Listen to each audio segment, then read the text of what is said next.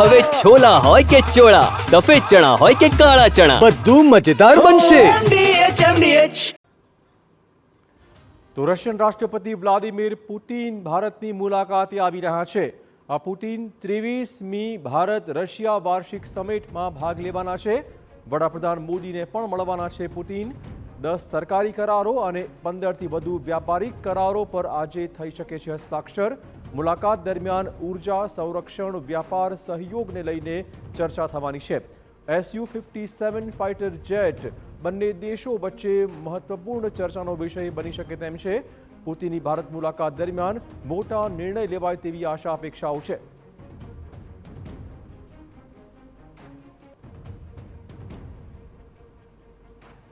તો Vladimir Putin ભારતની મુલાકાત આવી રહ્યા છે, જેમાં તેઓ 23મી ભારત રશિયા વાર્ષિક સમિટમાં ભાગ લેવાના છે.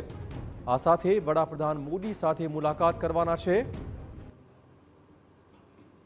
નરેન્દ્ર મોદી સાથેથી મુલાકાત કરવાના છે. મહત્વપૂર્ણ છે કે પુતિન 7 વરિષ્ઠ રશિયન મંત્રીઓ સાથે ભારત આવી રહ્યા છે.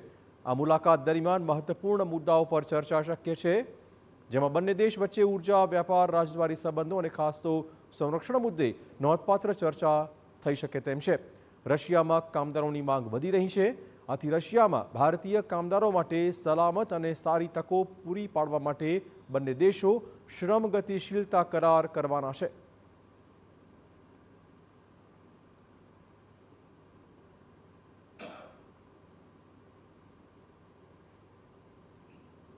ઉલ્લેખનીય છે કે પુતિન 4 વર્ષ બાદ ભારતની મુલાકાતે છે.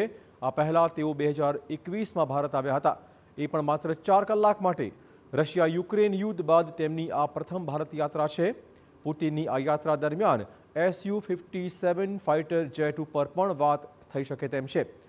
Su-57 રશિયાના સૌથી શ્રેષ્ઠ ફાઇટર જેટમાંથી એક છે.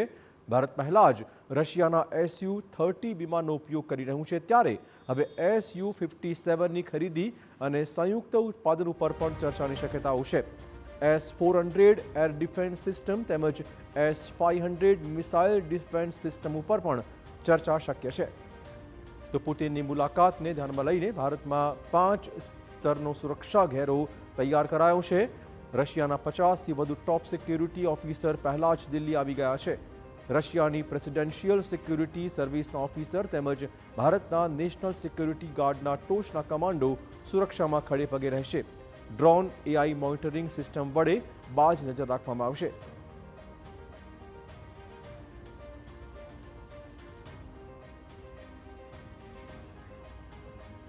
MDH કિચન કિંગ મસાલા રસોડામાં હોય તો આપણે કંઈ પણ બનાવી શકીએ છીએ. રીંગણાનો ઓળો, બટેટા ફુલાવર, ભીંડી મસાલા અને બીજું ઘણું બધું.